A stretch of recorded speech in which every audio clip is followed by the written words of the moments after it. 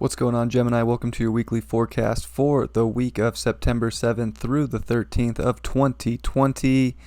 We got Mars going retrograde this week on Wednesday, and that's happening in your 11th house. So, honestly, this is going to slow things down, I think, in terms of how what you're doing with groups, how you're communicating with friends, people in your life. You might have had a lot of energy dealing with a lot of people, whether you go out in public or whether just groups of friends, but this is going to kind of slow that down a little bit. It's going to kind of tone down how you're able to process dealing with people. So it's kind of a difficult transit. It'll be, especially amplified because it's squaring Saturn in your 8th house. I think if people aren't aligned with your truth, if people aren't aligned with you on a deep emotional level and haven't done, put in the shadow work that you have or put in the work that you have, or aren't in like a similar truth than you, you're not going to have time or the energy to, play that game with them. Like if people are butting heads with you, this is very much like has to do with other people. If people in your life are butting heads with you, don't waste your energy. Like it's time to move on. That's kind of this Mars retrograde is going to show you who is truly in line with you and who you should be merging with and who is, part of your journey and who isn't. So try to focus on the people that are aligned, the people that bring you happiness and the people that connect and bring you that stimulation that you desire. If people are causing strife with you, you don't want that. That's not going to be any good.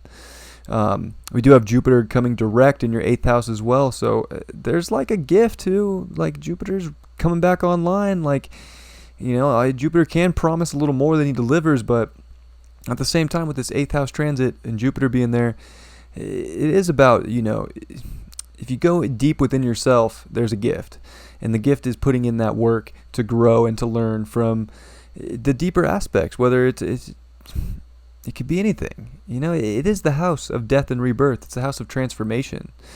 When you go through these big transformative moments in your life, and it is amplified with Pluto and Saturn there, you got to put that work in deep within yourself so that you can come out stronger. And, that's the gift, I think, that Jupiter's trying to give you.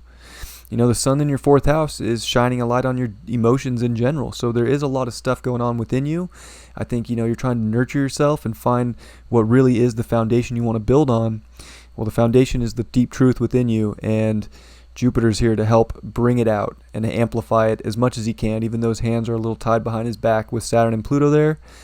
There's a gift there. And the sun trining Jupiter this week and even Pluto at the end, it's like you can make this transformation you have the power deep within you, but you got to be willing to nurture yourself along the way and know that you have that foundation and that strength to get through whatever transformation's happening at the time. But that's the gift, is like when you come out and you rise like the phoenix in the 8th house, and Jupiter's going to blow that up for you. So there is a gift there. But again, it's going to be hard with people during this Mars retrograde. So don't let people take you out of your alignment. Don't let people mess with you.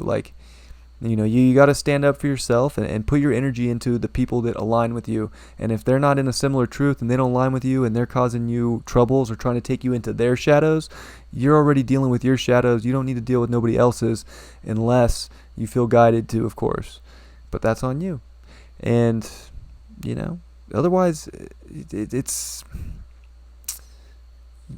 kind of hard. We're coming into the nitty gritty of this year, to be honest. So this is a big week to really find out, I guess, who the clique is in your life, where the homies are, and who's going to stand by you during some interesting times coming up.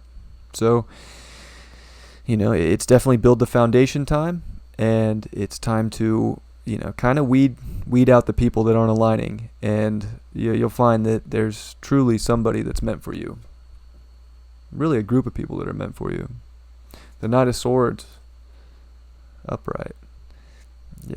If people aren't stimulating you, if somebody in your life isn't willing to go to battle with you, or go to battle for you, if people are going to battle with you, no. You got to be intellectually strong enough to say no and disconnect from that. That's another thing with this Mars retrograde in your 11th house. You got to disconnect from, seriously, you don't have the energy to put it into people that are on a different frequency. You got to put that energy into people that are ready to go to war for you, not with you. And that's this I can't believe I said that wrong. But anyways, yeah, you get it now.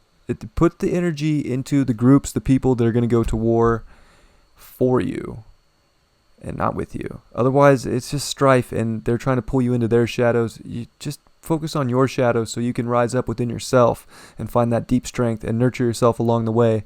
And it can be a very constructive time.